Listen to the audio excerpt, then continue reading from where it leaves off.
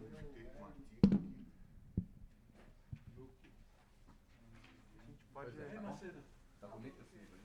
Nossa, e aí, Macedo, como é que vai? Por lá, você trabalha lá? Legal, Colocar meu... Ah, claro. Pode... Tô vendo agora, viu, Macedo?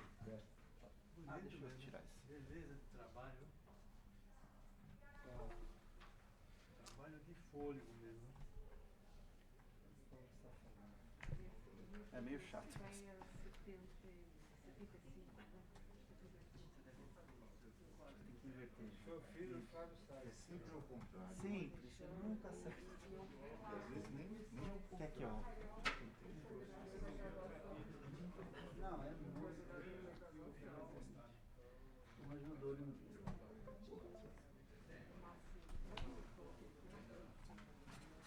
Já vai, ele é o vice-chefe. Depois eu te entrego. É para assinar e o livro. Aqui tem O cheque já vem junto. cheque não, eu não sou. Esse aí nunca chega, né? Eu não sou pela tesouraria. É ele, hein? É tudo na amizade. Ó, um livro para o senhor, tá? Eu já tenho. Já? Esse é o professor Pastor. Ah, Eu tenho. Obrigada. Macedo. Já É, já uma veio. cena. A gente preferiu começar no meio da manhã até a...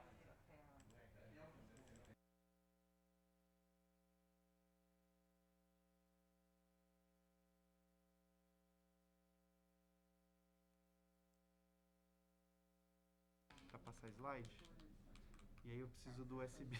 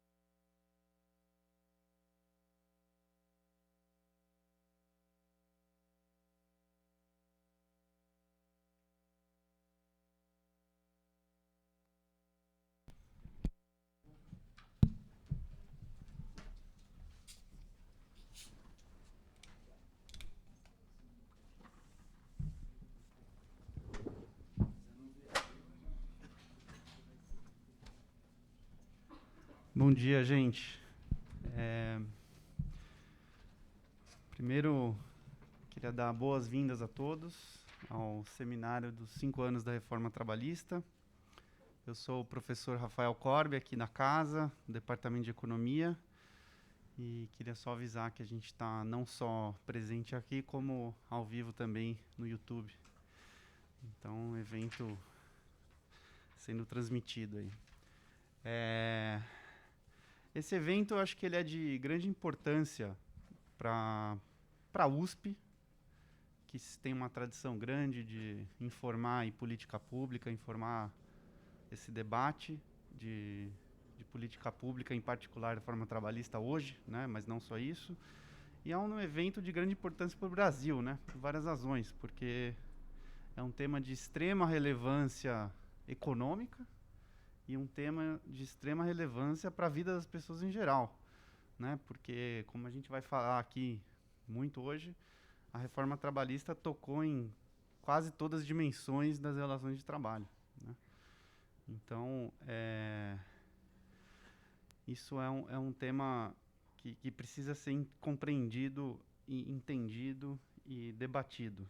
Em especial agora que a gente está num ano de eleição e, como todo mundo sabe, esse foi um tema que os holofotes da mídia ficaram em cima, né? Então, quanto mais a gente entender e poder ajudar a formulação de política, melhor. Acho que é nosso papel aqui como acadêmicos. A reforma trabalhista, ela foi uma reforma complexa, né, como que a gente vai falar muito também. Tocou, né, em inúmeras dimensões dessas relações de trabalho. Então, ela, por definição, ela se torna um objeto aí difícil de ser analisado e entendido. É por isso que a gente reúne, é por isso que é um prazer reunir tantos experts da área aqui juntos, e esses debates com certeza vão avançar nosso entendimento desses pontos. Então, eu queria agradecer mais uma vez, primeiro a FIP por apoiar o evento, né, em particular o professor Carlos Luque, presidente da FIP, que apoiou o evento desde o começo, também a FEA, por nos ajudar com toda a parte de organização, em particular a Alda, do departamento, e queria agradecer, por fim, os participantes, né, os palestrantes, que a gente vai ouvir ao longo do dia. Então, nós temos aqui, só para elencar, a gente vai começar com Hélio Zilberstein, aqui à minha esquerda, professor da casa, também pesquisador da FIP, professor Wilson Morim, também professor da FEA, nos deu o prazer de tê-lo aqui hoje de manhã, e que cuida do RH da USP inteira, não é isso, professor? Então, tem bastante coisa para fazer, mas nos deu o prazer de estar aqui. Depois teremos o professor José Pastore, que é um prazer recebê-lo aqui, um expert da área também, e o professor Roberto Macedo, que vai participar também como debatedor, é um grande prazer também. E aí teremos o almoço e à tarde mais 4 sessões, onde teremos eu mesmo, que vos falo, apresentando um trabalho interessante em conjunto com outros professores que eu já vou mencionar. Professor Naércio também, que vai ser debatedor na minha sessão. Depois teremos o professor Ricardo Paes de Barros, com debate da professora Renata Narita. E, por fim, 2 sessões com a Ana Fischer e a última e comigo, que a Ana Fischer é uma juíza do trabalho que participou do grupo de estudos da reforma trabalhista lá em 2017, também com outras pessoas que estão aqui, com o Hélio, com o Ricardo também. E, por fim, Rafael Ferreira, Xavier ou Xavier Ferreira? Xavier Ferreira e Danilo Souza, que é o mais novo professor da casa e já está aqui com a gente. Então, obrigado a todos e podemos, então, dar início. Muito obrigado aí. Começamos com o Hélio. Ok. Bom dia a todos. Está funcionando? Tá, né? Obrigado pelo convite, Rafael. E obrigado por estar aqui junto comigo, Wilson, para debater esse tema pouco controverso. Aliás, aproveitando a presença do Wilson aqui, depois eu queria ter uma palavrinha com você, depois do seminário. Eu gostaria de reivindicar alguns penduricalhos para nós, professor. Um auxílio Eu não moradia. compreendo o teu idioma, não hablo o teu idioma. Mas entendo. Ainda bem que é depois, né? Puxa vida. Ok. Boa. Eu vou fazer um balanço muito rápido, porque esse vai ser o assunto durante o dia, mas alguns aspectos particularmente importantes da reforma, alguns dados importantes sobre os impactos dela, né? A reforma ela é um sucesso e já adianto a resposta à pergunta que está colocada: avançar ou recuar? Avançar. Nós precisamos avançar na reforma. Ela foi uma reforma infraconstitucional. Quando ela foi feita, o governo Temer já tinha proposto 2 PECs, a PEC do teto e a PEC da reforma da Previdência. E era um governo transitório, eles não tinham mais bala para pedir uma terceira PEC. Então, eles decidiram fazer uma reforma ampla, mas infraconstitucional. E nós precisamos avançar, atingindo agora o nível da Constituição. Eu vou falar um pouquinho sobre isso também. Eu vou falar alguma coisa também sobre pequenas reformas que vieram depois da de 2017 e que fazem parte desse movimento de aperfeiçoamento do mercado de trabalho. O programa da manutenção do emprego, que é outro programa de muito sucesso. Nesse governo foi criado um grupo de estudos para propor reformas, aí já constitucionais, para o mercado de trabalho. Eu vou falar rapidinho de uma das propostas que o grupo no qual eu trabalhei ofereceu, que seria a reforma sindical, propondo a liberdade sindical e a negociação coletiva.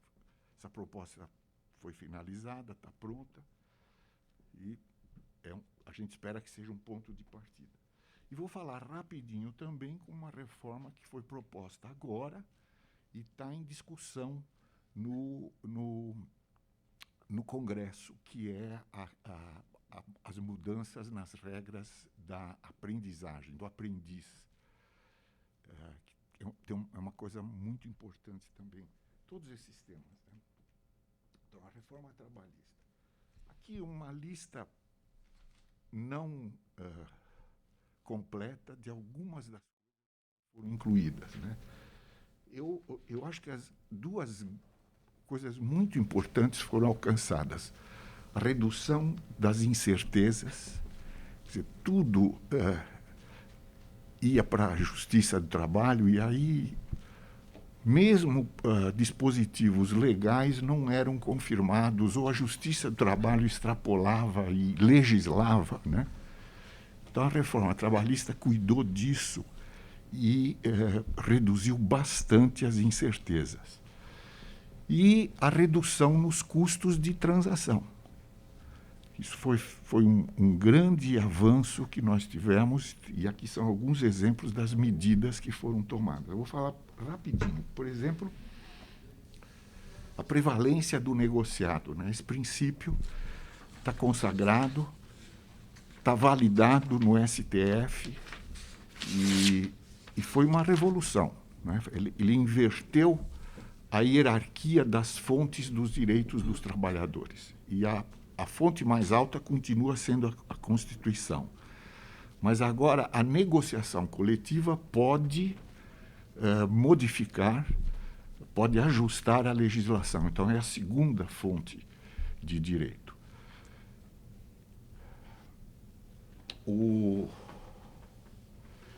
Limitou a capacidade de elaboração de súmulas no STF ou na Justiça do Trabalho em geral, e deixou mais claro, ou bem mais claro, a responsabilidade de sócios da empresa em processos trabalhistas e em dívidas trabalhistas. Esse era um problema muito sério que também foi resolvido com a reforma. Enfim, uma coisa que foi objeto e não ficou bem resolvida é a questão do dano extrapatrimonial, ou seja, o dano moral. Né? A reforma, e aí foi um engano, a reforma fez corresponder o valor do dano como uma proporção do salário. Então, o dano moral, a mesma ofensa para um trabalhador que ganhe mais do que o outro, implica numa indenização maior para quem ganha mais. Houve uma medida provisória que o Congresso não examinou, que teria resolvido essa questão e determinava os limites em relação do dano patrimonial como função dos benefícios, do maior benefício da Previdência Social. E aí, então, você teria uma regra igual para todas. Esse é um problema que teria que ser resolvido. a ultratividade, né? Havia uma súmula do TST que dizia que mesmo que o prazo de um acordo ou de uma convenção continuaria valendo, até que outra negociação viesse.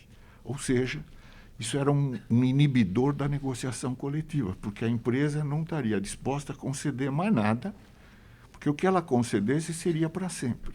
Quer dizer, o caso típico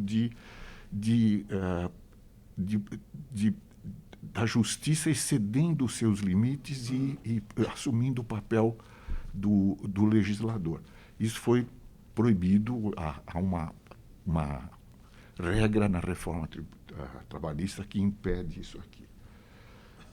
A reforma trabalhista possibilitou o teletrabalho, porque ela, naquela ocasião, estabeleceu que não haveria controle de jornada no teletrabalho. E aí, quando veio a pandemia, as organizações todas puderam, em alguns dias, se transformar em remotas, porque a reforma trabalhista deu essa garantia legal. Hoje, já há algumas regras que melhoraram esse aspecto, mas ela conseguiu se antecipar a um problema que ninguém poderia imaginar que fosse chegar com a intensidade que chegou. A reforma trabalhista resolveu o problema da terceirização, que já tinha sido objeto, uns meses antes, de uma lei específica, mas perdurava, devido à redação, perdurava ainda a dúvida de que a terceirização só podia ser praticada nas atividades meio e não nas atividades fim. Isso dava uma confusão, os juízes julgavam de um jeito e de outro. É muito difícil se definir o que é atividade meio, o que é atividade fim em determinados setores. Então a reforma foi muito clara. A terceirização é possível em qualquer tipo de atividade dentro da empresa. Não existe essa distinção meio e fim. Enfim, reduziu as incertezas.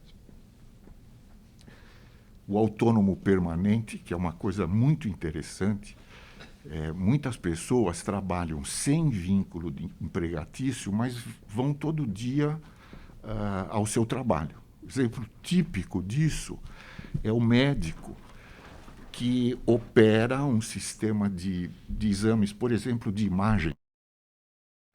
Ele vai todo dia no mesmo hospital, no mesmo laboratório, faz os exames, elabora o laudo e ele é autônomo.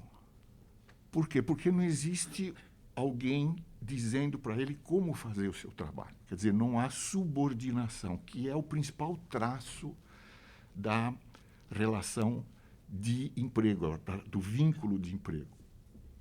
Mas a justiça entendia que, como ele vai todos os dias, no mesmo horário, no mesmo lugar, ele era empregado e aí todos os encargos e as obrigações da CLT valeriam para ele. Isso dava origem a milhares de reclamações depois que o médico saía daquela